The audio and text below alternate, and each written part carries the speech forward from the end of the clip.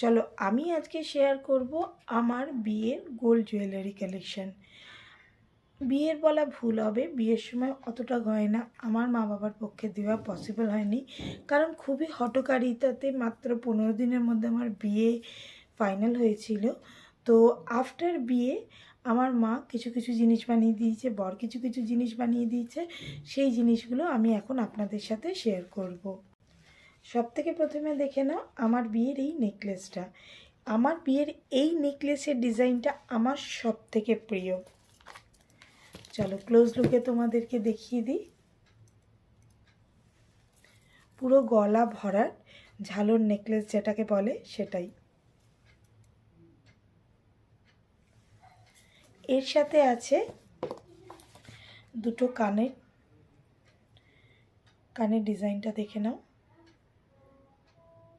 জানি না কেন ফোকাস করছে না। আর এই টানাটা তো আমাকে আমার মা কানপাশা নিতে বলেছিল পুরোটা, বাট আমি কানপাশা নিইনি। তার জায়গায় আমার এই রকম টানা নিতে ভাল লেগেছে, যে ভবিষ্যতে আমি নিজের ইচ্ছা মতো চেঞ্জ করে করে পরব। এরপর আছে এই শাখা বাঁধা জোড়া। এই শাখা বাঁধা জোড়া আমার মামা বাড়ির থেকে আমাকে দেওয়া হয়েছে।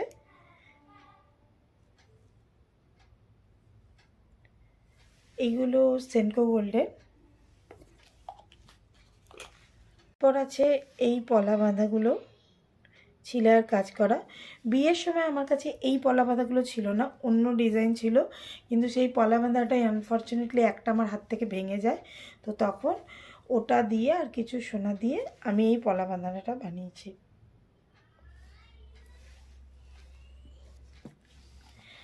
আমার বিয়ের গয়নাগুলোর বা আমার গোল্ড কালেকশনের মধ্যে কোনো গয়না যদি আপনাদের খুব ভালো লেগে থাকে, তাহলে সেগুলোর ওয়েট আর ডিজাইন ক্লোজলি দেখার জন্য আমাকে আপনারা কমেন্টস করবেন, আমি ক্লোজলি আরেকটা ভিডিও দিয়ে দেবো। নেক্সট হচ্ছে আমার এই বালাগুলি। তো যদি দেখো এই বালাগুলোতে এরকম এই জায়গাটাতে এরকম কাজ করা আছে, আর এই বল বল মোটিভে কাজ করা আছে। জানি না কেন আমার পুরো ফোকাস নিচ্ছে না। প্রবলেম হয়ে গেছে, এই বালাগুলো যখন বানানো হয় তখন আমার হাত অনেকটা ছোট ছিল, আমি অনেকটা রোগা ছিলাম। তো রিসেন্টলি এগুলো আমার এখন হাতে হতে জীবন বেরিয়ে যায়। তবুও আমি ক্রিম টিম দিয়ে পরে নিই, নর্মালি আমার পক্ষে পরা সম্ভব।